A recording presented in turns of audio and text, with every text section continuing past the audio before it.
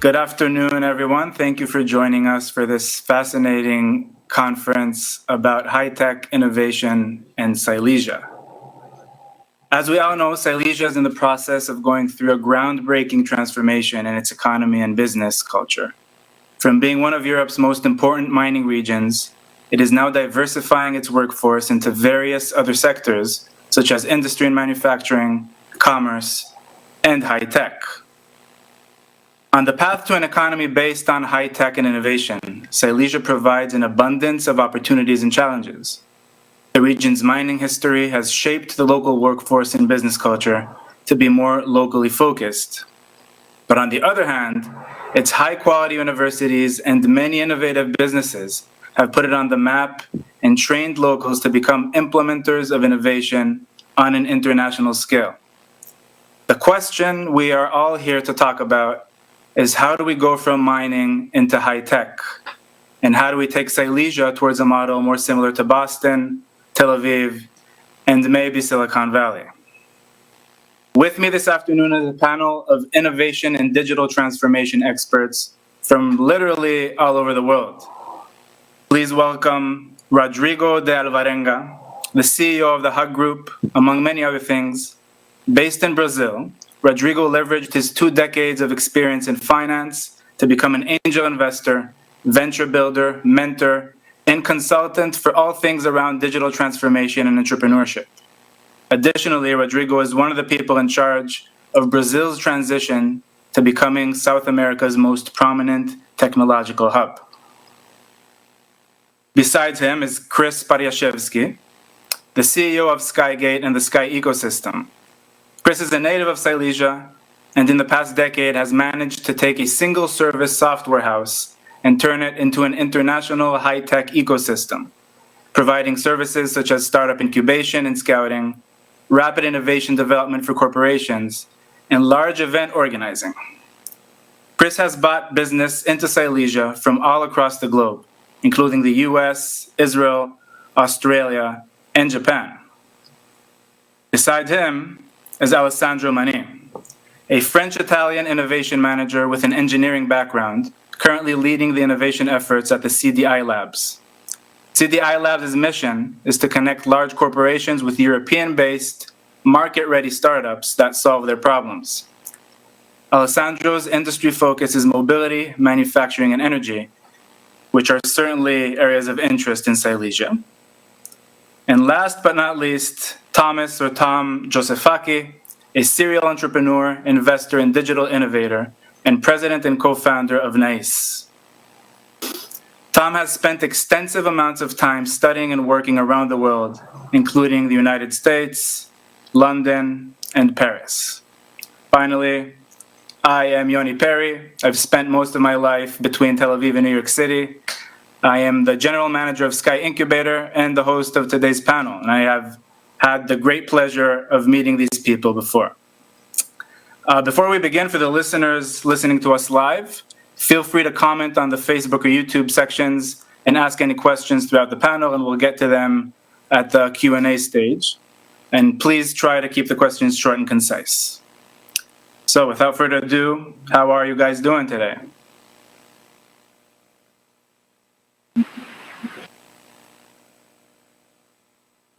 Very pleased to be here. It's an honor. Thank you very much for the invitation.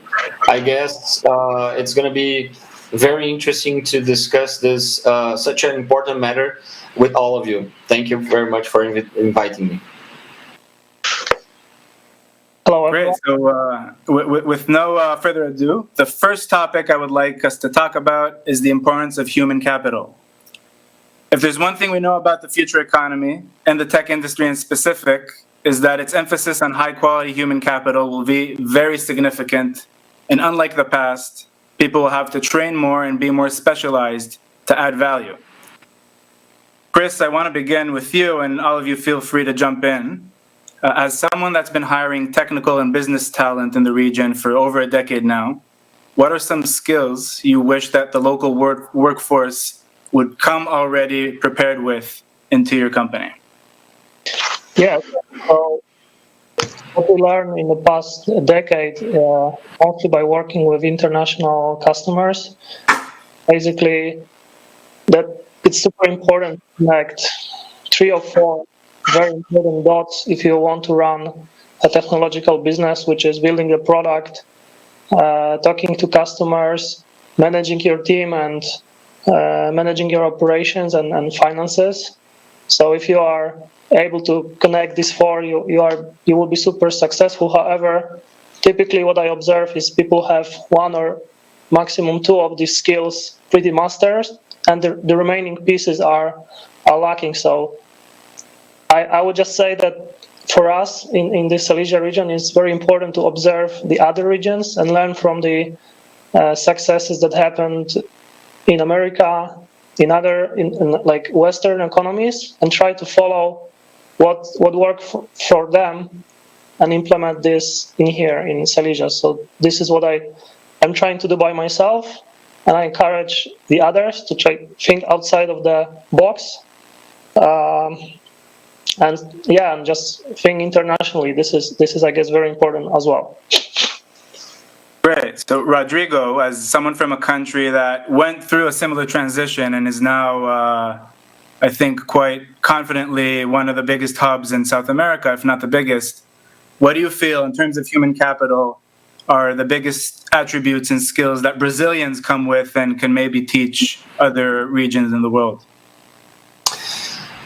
Well, first of all, I couldn't agree more with Chris. Nothing is going to happen without people. And, having the right people is basically the most important factor you need to build before anything else. However, it is quite important to combine different skills. That means not just technical skills, but also soft skills in communicating, collaborating, working together, lead and being led by someone else whenever you're doing different stuff, right?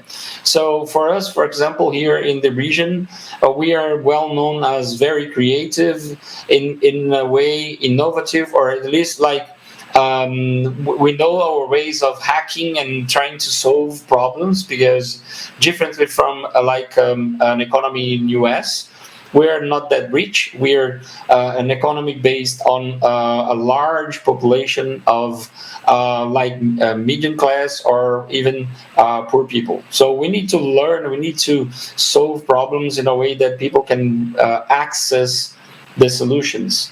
So by doing that, we have developed this inventive approach to pretty much everything in Brazil. On the other hand,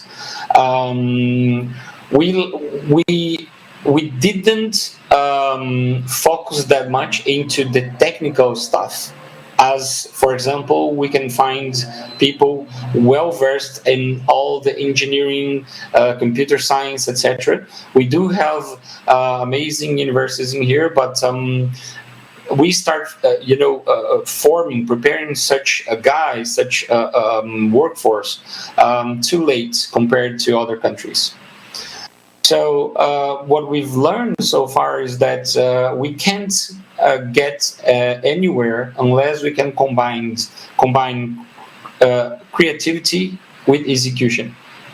That means we need not just the soft skills, but the hard skills all together.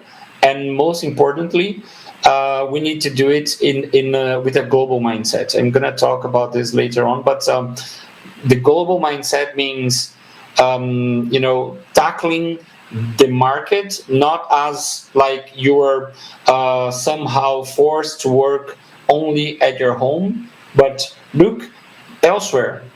If there is a problem and you can solve it, you must go for it, no matter if it's in US, Europe, everywhere, Asia, Latin America. You shouldn't be doing business only within your borders. This will just lead you to a place in which you might be the best guys in town, could be the best guys in the world, but are not, just because you didn't cross the line. So I couldn't agree more with you, and I believe our other panelists agree with me too. but that is easier said than done. So how do you take an aspiring entrepreneur, maybe out of college or maybe 5 years of experience working in a company, and you tell him or her, hey, there's a lot of business to go do in Israel or in Brazil, why aren't you doing it? So how do you actually train people to take that step and not be afraid?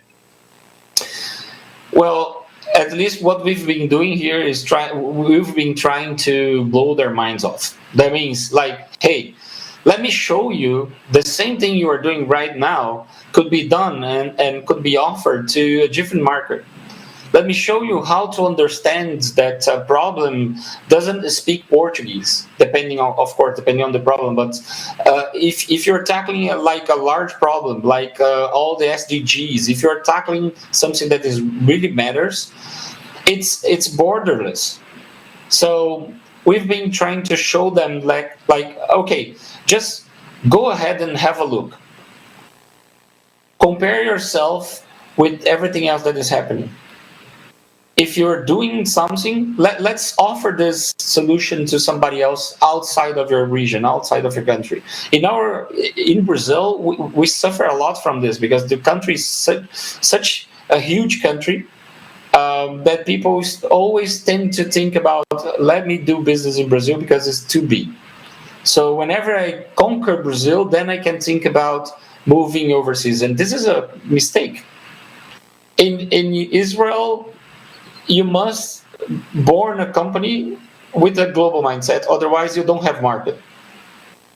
In other countries in the world, that's the same thing. Taiwan, whatever small country that you can look at, it's going to be the same problem. Either you go like the big leagues or you're out. In your case, you have a region with well-prepared people, technical people. They're very capable, and if we can put together these skills of like how to communicate, how to get along, how to connect, and one thing that they can do, and I've been fostering this, is like hire somebody from a different country. Because then you're going to be forced to deal with a different point of view, etc. Brazilians, they never go overseas. In general, it's always about what I can do in here. So we've been fostering this, like hire, let's say a freelancer, whatever, from overseas. Force yourself to speak English. Force yourself to try to understand somebody else with a different point of view. So you're going to hear different things. You're going to see different things. And then you start moving, right? It's all about, getting started. You need to start, and, it's going to be done and built along the journey. It's not going to be done prior to start. You need to start. I couldn't agree more, especially with the hire abroad. As a person myself, that's practically my whole life been hired abroad, and with the importance of connecting, which brings me to Alessandro's experience. So, Alessandro, essentially what you guys do in CDI Labs is very much based on networking on the international level and in the local level. So, many of your employees are alumni of your MBA program, and many of your corporate clients are alumni of your university. And I think it's safe to say that a lot of what you do is network your way into attracting business, into meeting new partners, and so on.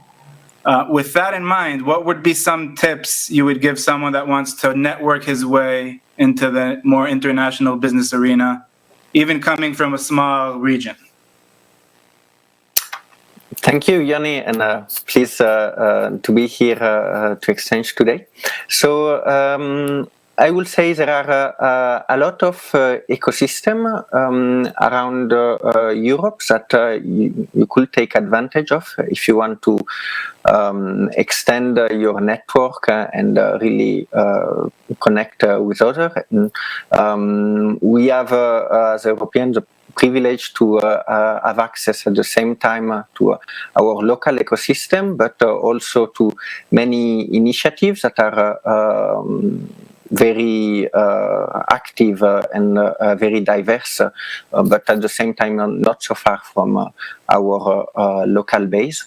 So I will really try to suggest to have a look beyond your border, find institutions that are working in similar sector as the one you are targeting, and you will find that you can get a lot of support already in Europe without being so far as Silicon Valley, for example, or other ecosystem. So that is something that we have been trying to do at CDI Labs daily in the past few years, helping our network of corporate, which is mainly Italian multinational, to reach out to innovators and innovation in Europe. And we saw that for them there is a lot they can learn, and both in terms of finding new technologies and finding well-rounded talent. I totally agree with what the other panelists said before, that people is really key to succeed in innovation. And today, at least from what we can see in Italy, in our ecosystem, the traditional path of education towards university bring you either to a engineering background, very vertical, or a business perspective. But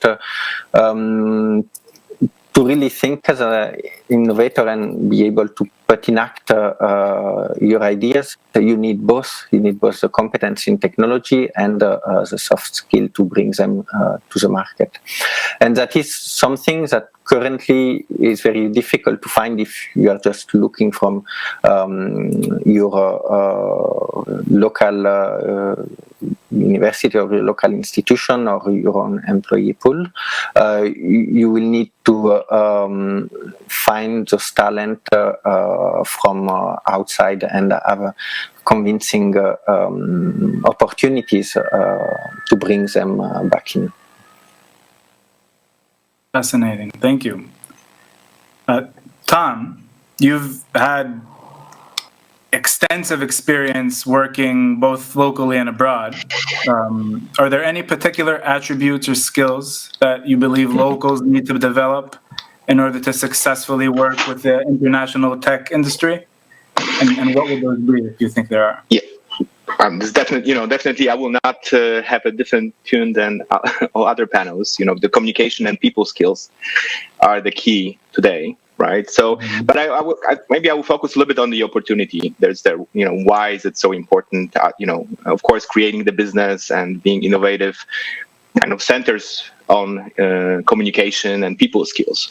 But there's one underlying trend that is fundamentally changing the way we do business, right? So the trend is called Agile. We are owning technology, so we know a little bit about the Agile project management, but this Agile is kind of spilling over into all kinds of business operations, right? So the Agile trend kind of takes apart organizations as we know them today. They are no longer functioning as hierarchical entities. They are basically team-oriented, right? So the teams work by definition in very close collaborative environment, right? So you can also, thanks to the technology, pull people from different places. The whole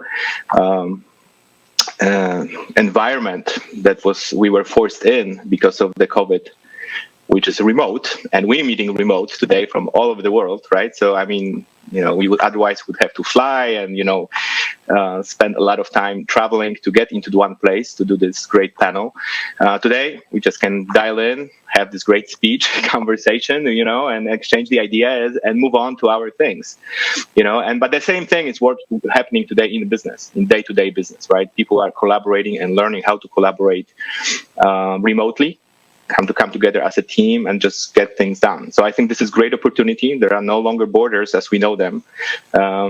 And people are learning very fast internationally how to do work collaboratively together. And I think this is very important to recognize that, as we ever said, that, business is limitless. And you could say that, finally, we don't really have borders. And so this is a great opportunity to recognize. And with the talent that we have across the region, I think technical talent, this is a really great opportunity to take. This is, of course, a challenge because you have to change a little bit your mindset as an entrepreneur. But it's good to recognize that in the region, there are a lot of great multinational companies that are training people to do it, just that. Right? We work with companies like Capgemini. There's a big presence in Silesia. With IBM, huge presence in Silesia. All these employees today, technical people, are already working on international teams and learning those skills. So the last thing is, I guess, coming up with great ideas and collaboration and innovation to actually go and look for the clients. Yeah, absolutely. Good point. Anything else you guys think we should add to that in terms of skill sets the local workforce can develop in terms of taking the economy to the direction we want to? Yeah, I would say that if you feel that you're missing a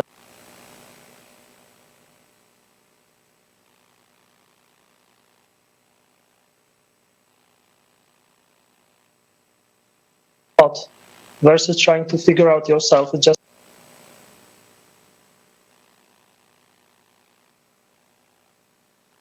diagnosing exactly what you're missing and knowing that and being transparent and honest with yourself, and then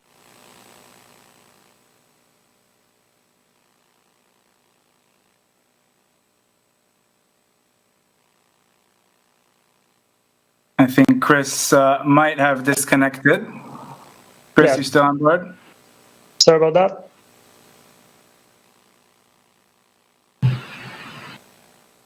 Well, I guess in the meantime, the one thing that I can perhaps add to all that was said is basically you're not going to do differently if you're repeating your steps.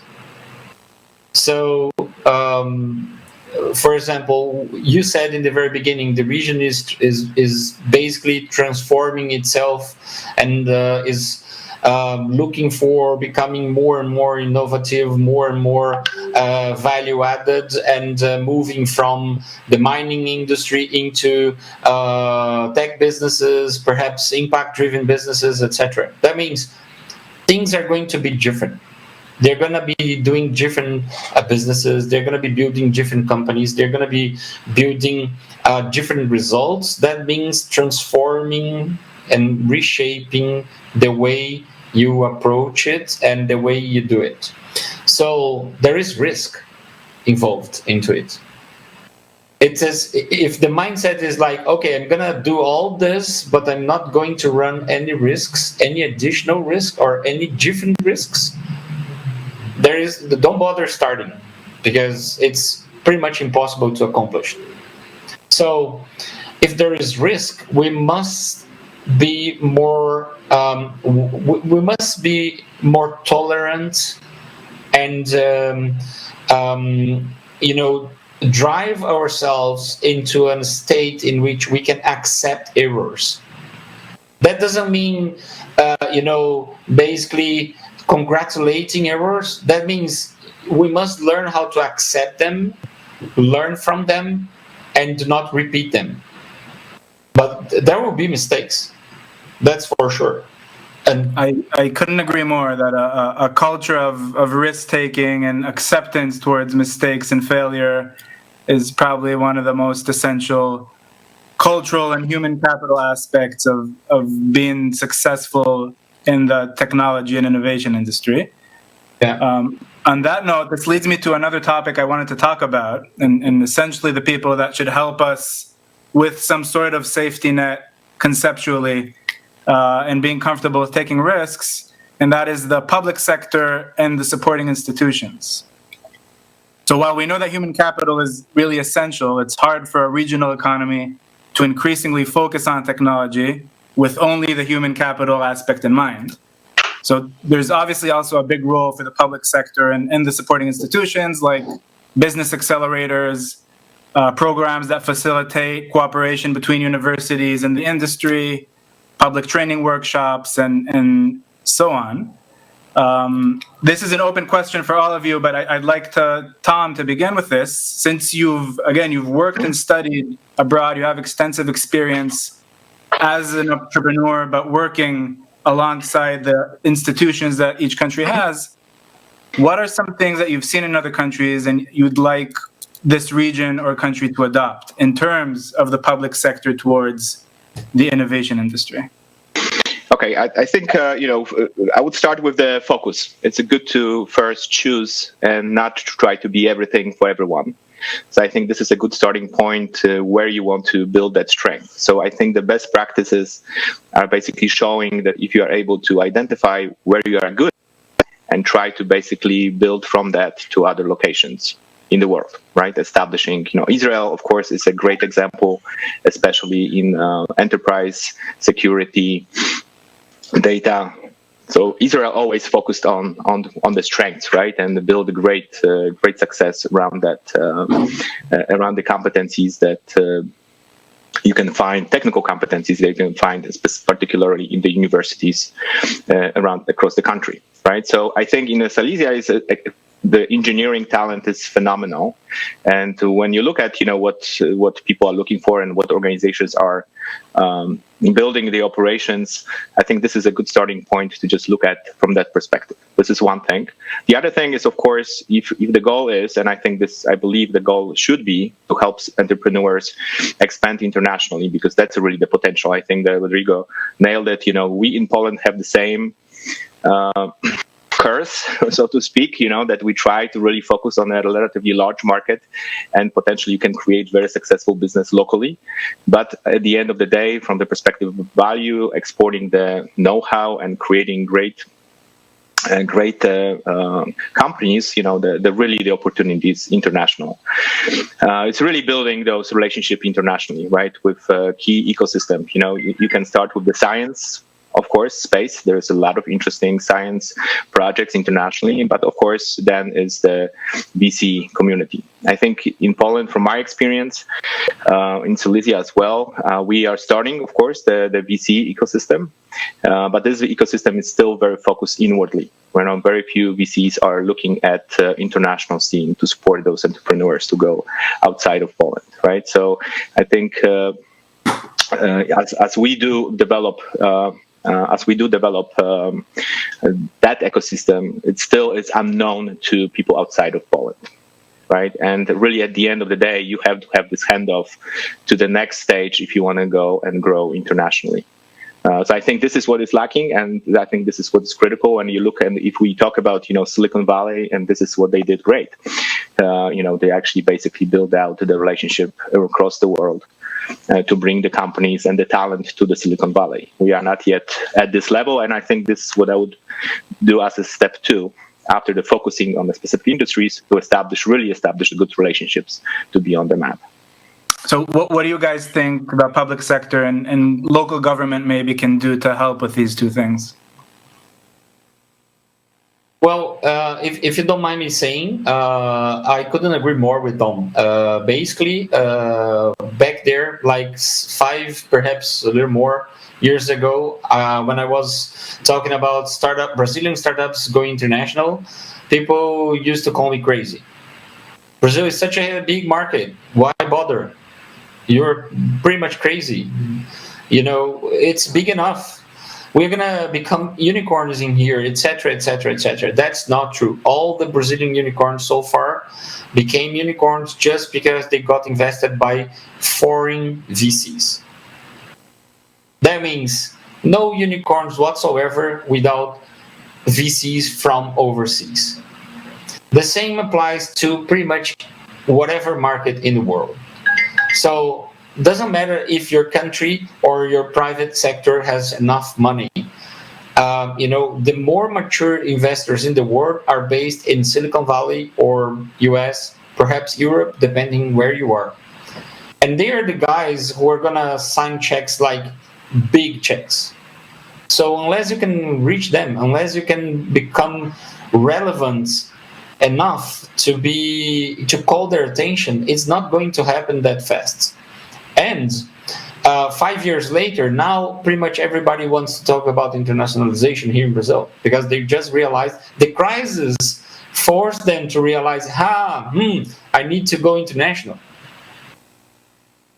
So it's much better if you learn fast, because then you don't have to repeat somebody else's mistakes, right? So awesomely done, and you're absolutely right, Tom. Thank you. Chris, having gone through the entire process, basically from being an engineering student to an employee to opening up a company to working with the international technology community, what are some things that you wish you would have received from the public sector, local government, or anything like that? So I was living 5 years in Wrocław, which is slightly west from Silesia region. It's actually called Lower Silesia and Upper Silesia. It's like these small nuances here in Poland. The very important thing that happened in Wrocław actually was that the mayor of the city, he took all the people that are speaking English like 15 years ago, that were working for the municipality, and told them, right now, guys, you stop doing what you're doing, and you will be promoting the region, because we need to bring international folks. And no matter if you are giving the driving plates in the office or you're like cleaning, doesn't matter. The fact that you speak English is good enough, and we'll train you the rest. And a couple years later, they brought, I think that was IBM or Hewlett Packard to the city, and then it was Credit Suisse, and a couple years later they have like 80,000 working places, or created new high-tech full-time employee places for people locally from Wrocław. So all started by going abroad. So they've been encouraged, and they've been sent to Germany, to Switzerland, to the US, to Asia, just to talk, just to meet other guys. And what was interesting, it was on two levels. So one was the political, and the second was the university level. So many of these companies, they were looking to open up or invest or participate in a R&D center in one of the regions in Europe. And just because they knew some professor or some PhD student from Wrocław, they decided to open up an entity in the city, because at least I know one guy from that. So surprisingly, like speaking like human to human relationships, the best way to build them is just to meet, go out, be proactive. So if you want the international, you need to go out. It's like you want a nice girl, you need to go out. You cannot just wait and think about yourself. You need to figure out the way what she actually wants, which is the next very important topic, like asking yourself about what the other international guys really need is, I feel, the number one question you need to ask yourself: what you can offer, what these guys really want, and how you can stand out from the crowd.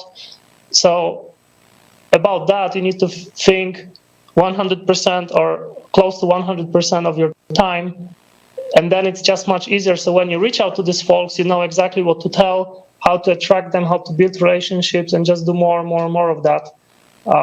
So this was a very successful story for Wrocław, and I guess it applies for many regions, not only in Poland, that just take the guys that are already connected to the international world and just enhance these relations, invest in them, let them meet up, spend time together, and then magic will happen. So this is what I observed in one city in here, and it really worked well. Fascinating. It reminds me of a program that the Israeli Ministry of Commerce does. Basically, they allocated a pretty big budget to take people from international MBA programs. So we're talking about INSEAD, Columbia, NYU, and so on. And they bring them on a business trip to Israel on their summer vacation to meet with the local industry leaders, to see what the country does, and so on. And this really builds those little connections that you just spoke about, and increases the possibilities of things happening in the future just because there was some little interpersonal connection there. Are there any other programs or initiatives that you guys have witnessed coming from the public and government sector that help facilitate these kinds of things? One program very successful that I have seen in France is called the French Tech Institution, which is really a program created by the French government in the past 4 or 5 years that really aim to put together on the table all of the actors of French innovation ecosystem. You have both startups, the corporates, the universities, incubator, to help them have a neutral platform where they can actually meet and create those connections that you were mentioning. And at the same time, it is a very powerful platform to help them promote abroad, because if you are just a single startup from your local region, maybe it is difficult to go meet a corporate internationally. They may not trust you, but by joining French Tech, you get a certified label, so you are in some way recognized as a trustable partner by the government, and that can really help you to promote yourself in other ecosystems. They help startups to, for example, exhibit at the CES in US or in other international events, and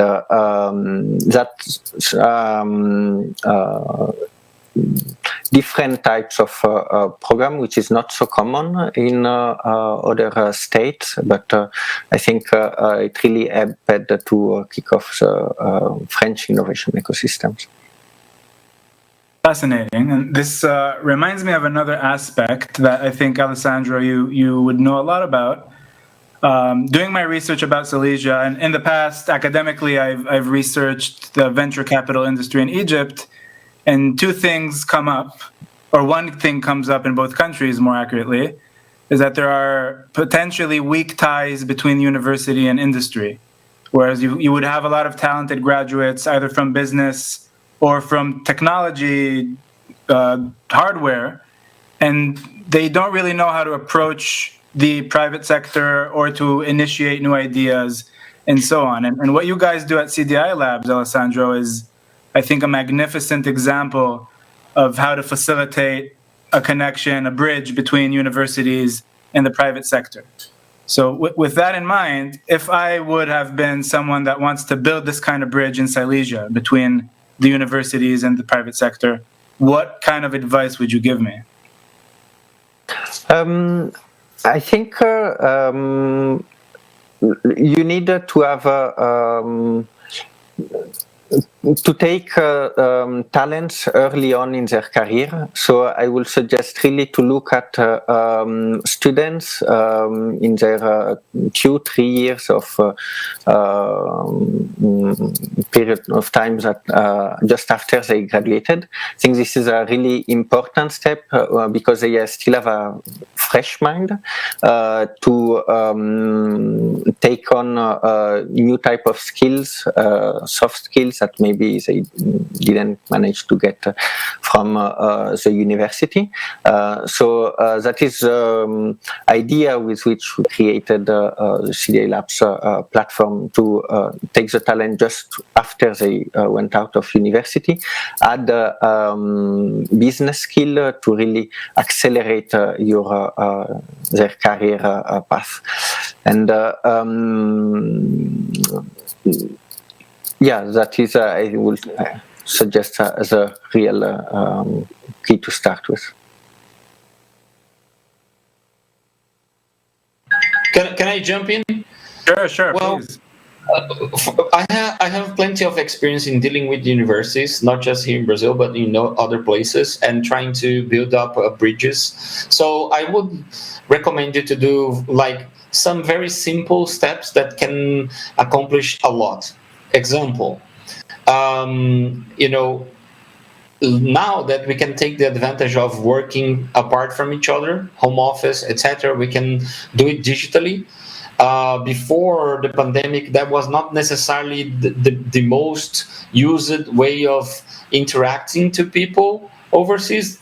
And I mean, in terms of doing business or trying to build startups, what you can do is basically to partner with, for example, programs or accelerators or groups from other countries and launch startups all together. Like assembling teams of students from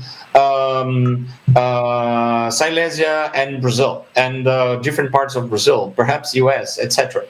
If you go for just the top tier universities in US, that's pretty good in terms of branding, but it's not going to accomplish anything, because then you're going to be like, okay, I am the new guy in town trying to connect with you so we can partner and do some sort of a business together.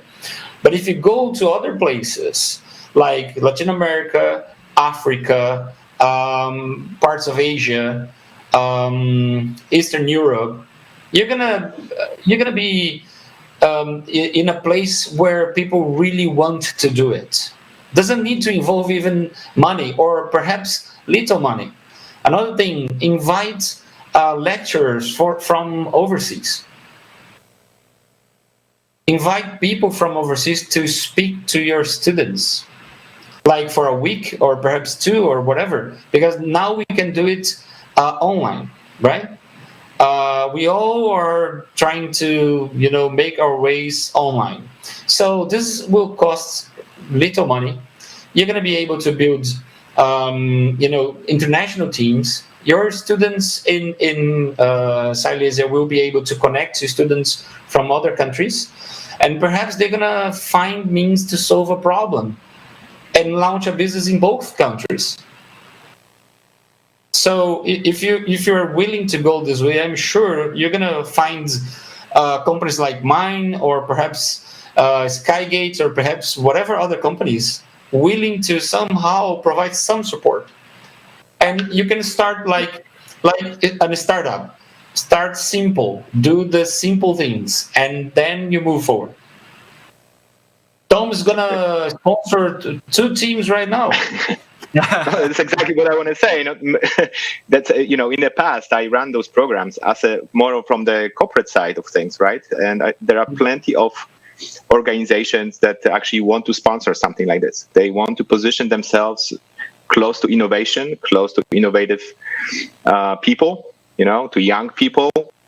Actually take off a lot of risk of financially and promotionally to actually create those type of promotional program, I would say, right? For us, we ran and we did it together in another region of Poland, in Toruń, when we decided with actually local authorities and university that we want to create a program for healthcare, right? So we actually had the people competing in our annual startup competitions, right, which also had the component of acceleration as the prize from across the region, right? People were very interested in participating in this space. And before that, Toruń as a city, which is also fantastic academic university, was nowhere viewed as a innovative area for medical and high-tech space. So this can be done. There's a lot of organizations that are actually waiting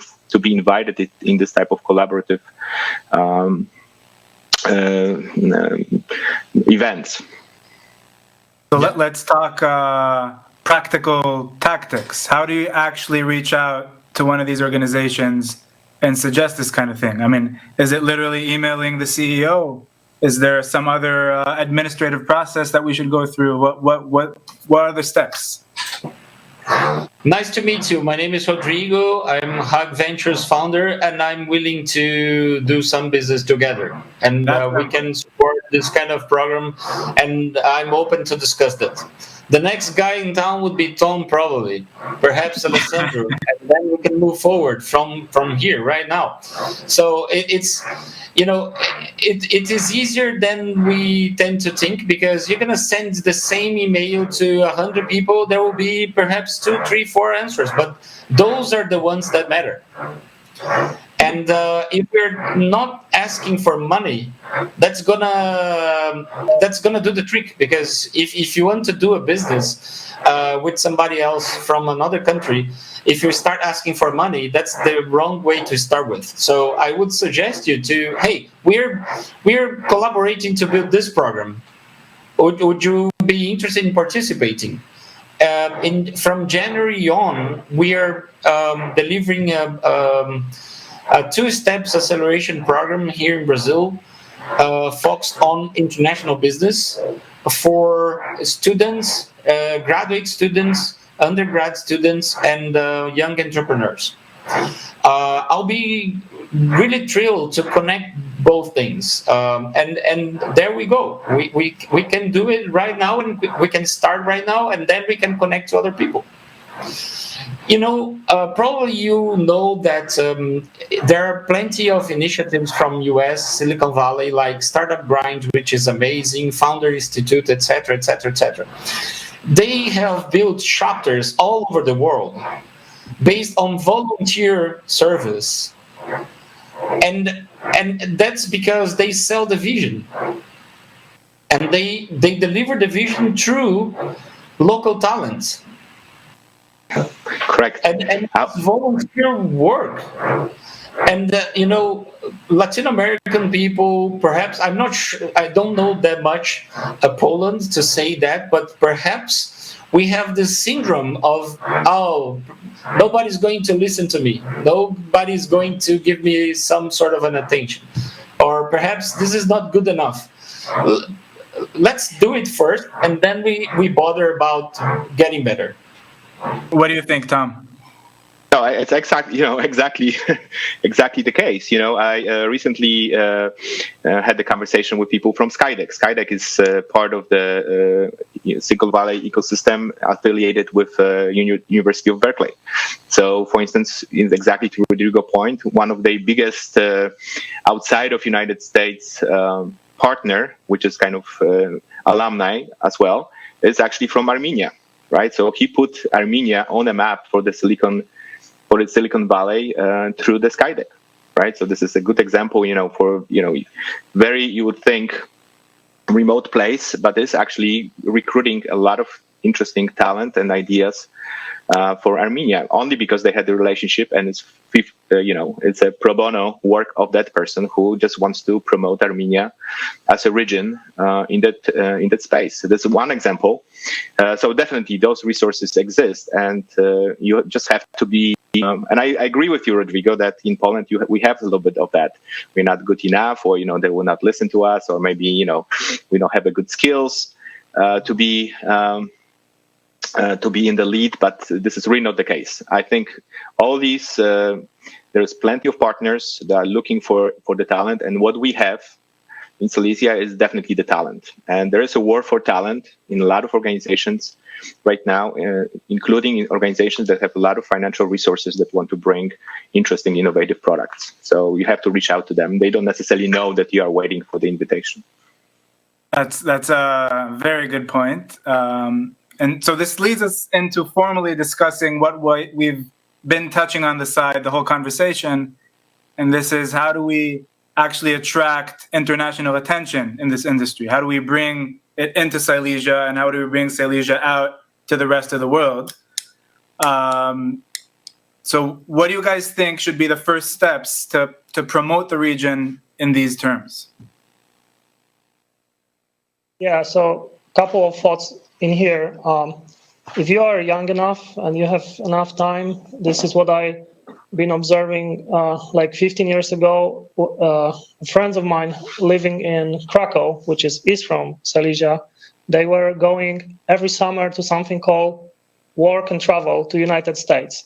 And surprisingly, like, they've been studying at very sophisticated university. However, in the US, they work like at hotels at casinos, like really low mundane work. However, it was just 8 hours of the day, and the rest of the day they could network with some folks and earn the culture and like just be within the US for like 3 months. So this is definitely, if you are studying, and like given COVID, you might need to do that remotely. However, it's still an option to do it remotely versus not do anything. So for young people, that's the case. For more major organizations, what I'm observing here, like if you work with any international company that is like manufacturing, has a factory locally, has some department locally, reach out to these folks, try to understand, or work there, try to understand how they fit into the general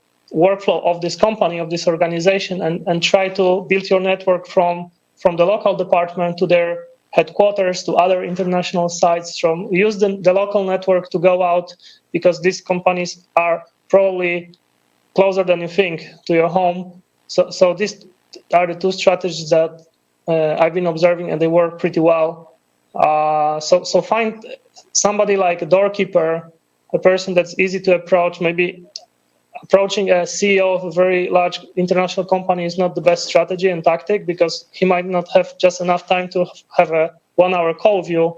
However, if you reach out to someone that's not as high in the hierarchy, but still you can sort some problem with that person, it will bring you with time, over time, to the higher and higher hierarchy people. So that's definitely something that's worth considering. Plus, of course, join clusters, join any unions of companies, go conferences, do the networking that, like, you can literally do the networking during this conference. There is a platform for that, and you have people from many countries, so you can like literally do it right now very easily, thanks to organizers. So 3 tactics that can be your homework, actually, depending on your stage where you are in your business career. Great. Alessandro, from your perspective as the person between corporations, startups, and universities, you're practically connecting everyone together, and you do this on a continental level. You work all across Europe. What do you think can make a region stand out more to companies like yours? Because essentially you have an interest in all these 3 aspects. So what do we need to do? I think, first of all, you need to have a clear vision of which direction you want to go in terms of region, to really be recognized as a strong ecosystem, and be aware of what are the key talents that already exist in your region, and use this to build and reach out. Then I agree that today most of the event and platforms went online and digital, so it's really a good moment where you can participate to events such as CS, Vivatech in France, Rise in Asia, and you can do all of this just digitally, and they offer a great platform not only to have an overview of the current trends in your industry and what is happening, but also to already reach out and connect with the right person. And we do see that to all of the events where we participate, we can get really interesting contacts or startups to bring back then to our local ecosystem, our corporate, who maybe do not have the possibility to be on all of the platforms at the same time. Fascinating. So joining international events is really something that we're having a once-in-a-lifetime opportunity to do. Anyone else have any thoughts on that? Well, I would say that agreeing with Chris, if you're a student right now and you don't need to work for money, like you have, you're living with your family, whatever, you don't need the money right now, I would go for international internships for free. because then you can choose and you can sell to whatever company. Go for executives. Don't go for like the middle management or like the human resources. Look for. I would love to be approached by someone saying, "Hey, I'm John, and I'm an engineering student. I'm studying this. I don't need the money. I want to work for free because I want to learn from you and from what your company does. Do you have a room for me?" This is how you evolve and you develop your skills. Go there and grasp opportunities. If you don't need the money, that is what I would be doing if I could go back, right? And start all over. So don't do it for like 1 year, 2 years, but for 6 months, 3 months, 6 months, go for it. So you can choose 1, 2, 3 companies, and over a period of like a year or two, you can have like a plethora of experiences. This is one thing. Absolutely, and I believe that's even something the institutions, the local government, the universities can even help facilitate these kinds of bridges. I believe that if business department would approach you from the Silesian University and offer this kind of thing, it could have been fruitful for everyone. Yeah. Any other? Yeah, go ahead. I wouldn't go for only US, right? Okay, I understand that it's the largest country in the world, economically speaking, etc. But the blend is changing from the economy blend is changing from what used to be towards something else. And it's moving from the Western countries, mainly US, towards Asia. So go for a variety of experiences. Just don't go for only like an American experience. This is not because there is something wrong, but just because it is going to be important to be able to blend in with a variety, with diversity. Let's summarize. Diversity, that's it. Can't agree more. So we have about 3 minutes left. Tom, yeah, go ahead. Can't hear you. I think you might be muted.